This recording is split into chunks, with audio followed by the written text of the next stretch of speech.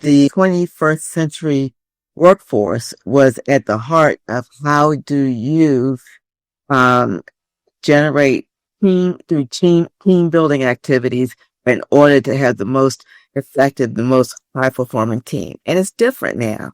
It really is different when the so I should say we are in Washington D.C. area, so we're largely a government contractor.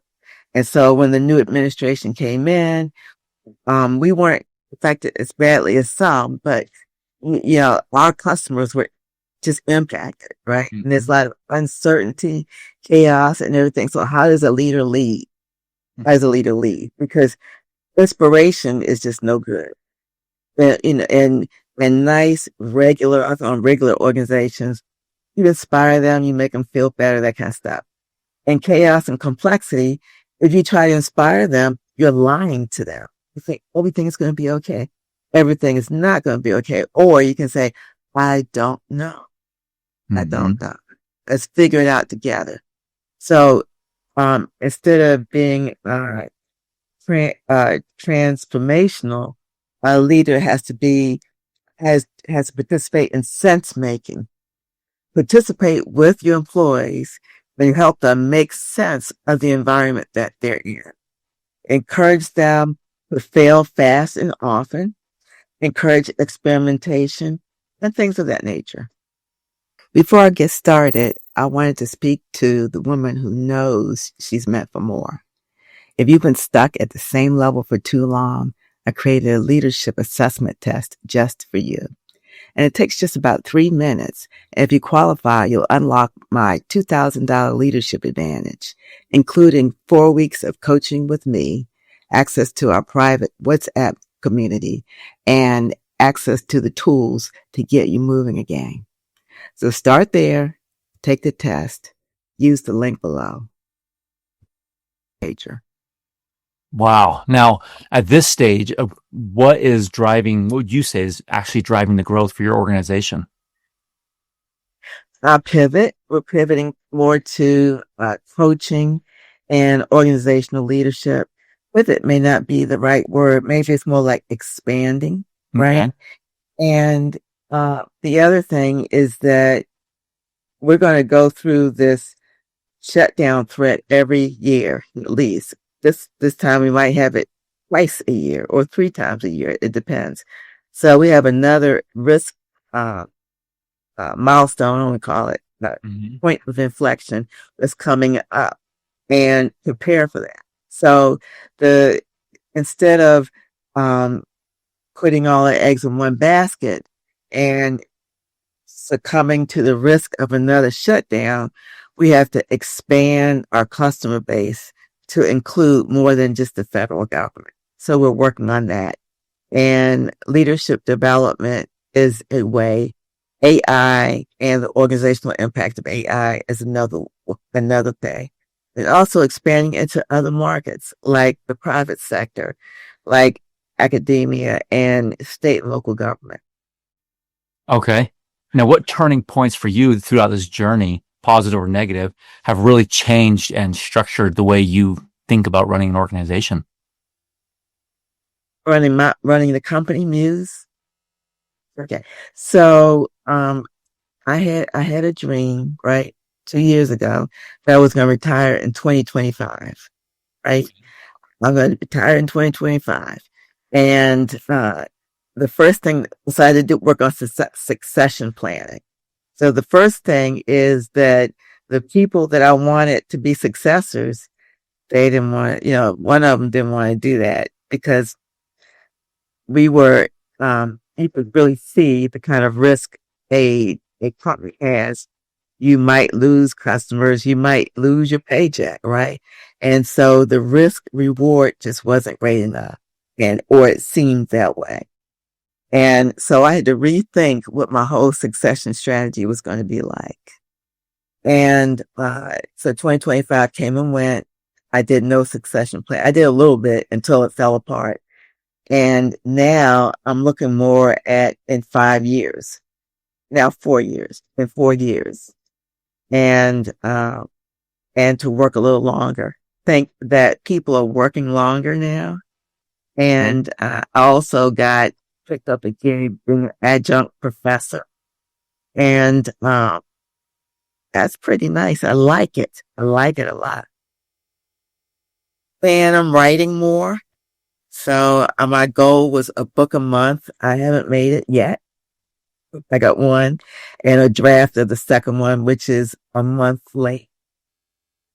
So those personal goals, I think that we will do now and beyond 70, age 70. So we work longer, we do things, we contribute to society. I still feel like I have a lot to give, a lot I want to do, a lot of research that I want to do from an academic point of view.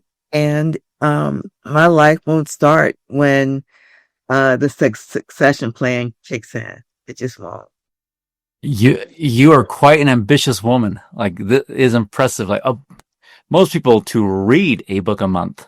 You want to write a book a month, run the organization, and do all these things post retirement. Like that's impressive. Now, with that growth, with to keep up with the momentum you're creating and wanting to go and expand, what have been some of the biggest bottlenecks you guys keep running into and obstacles that show up? Having capital, I would say capital. Um, for example, we just won a contract on the last day of the fiscal year, for 18 people, right? We're small. 18 for us was a lot. And we had to staff up and ramp up, and we're still staffing up now. We're maybe at 80 or 90%, something like that. And it takes money to get in a position to make money. And access to capital just is not, it's not really good. And as it turns out, a lot of women-owned small businesses have that problem. Can't say why, really. I can feel a certain kind of way about it. Like, is it, woman, is it this, that, and the other. But it just seems to me that women-owned small businesses have a problem with access to capital. Okay. I have one company that I'm working with for capital, and I'm probably going to quit them because they're playing the bring me a rock game. Bring me a rock, bring this, bring that for the other. And I'm tired of bringing rocks, and I'll probably drop it. Gotcha. And so with the capital comes in and things start growing, as far as your messaging goes, your marketing systems, what's been working well and where do you see the biggest gaps or frustrations? From a marketing perspective, what's working well is let me back up to 2013, right? So I was a very well-known CIO, very well-known. I was well-known in government and outside of government. And so people knew that I was a good speaker. I was asked to speak. I had just written a book, my first book, which was The Leadership Muse. I wrote that. And I was also a good leader, inspirational, bringing people together. Our organization did great things. So I was able to take an organization from this place to that place and do great things. Mm-hmm. So I had a brand that was more like Linda Curative, author, speaker, leadership coach, right? That was the brand. I didn't want to do that. I wanted a legacy company that hired people, S Corp, not Linda Curitin LLC, right? Or sole proprietorship. I want a real company, hire employees, bring them up. But my brand was still that solopreneur, a consultant, individual consultant that can help you gain NASA business. I didn't want to do that. I just didn't want to do it. Or Department of Energy business because I was there, for a minute. So I tried to shake that brand. And so now I'm realizing that I squandered my own gifts. I had personal gifts that I refused to use. I refused to use them. Okay. Ironically, my very first contract was coaching. And I said, I'm not coaching. But that contract grew into new contracts and was very beneficial. So maybe God's doing the same thing to me again. I'm getting into accepting what my own gifts are and using them. And I think that when you talk about your spiritual gifts and what they are, that for me, my purpose, the great commission for me is to use my spiritual gifts to advance discipleship, to advance God's kingdom. I don't want to get too preachy and religious, but um, I guess at my age, you think more about what are you here for? And then what does the company do in order to advance that?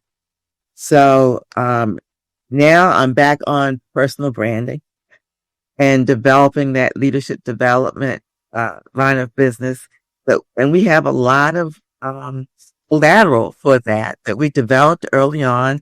And I just said, I don't want to do that anymore. So now I'm going back to the old leadership development things that we had, dusting them off, creating new things that are relevant, and making it more appropriate for leading in chaos and complexity than leading when AI is starting to take over, really. Wow, that takes a lot of ambition to be willing to push through a rebrand and just Hmm. get yourself back up in the market. You're not stuck because you're not capable. You're stuck because you've been doing it alone. There's an African proverb that says you can go fast alone or far together. And let's go far and let's go far together.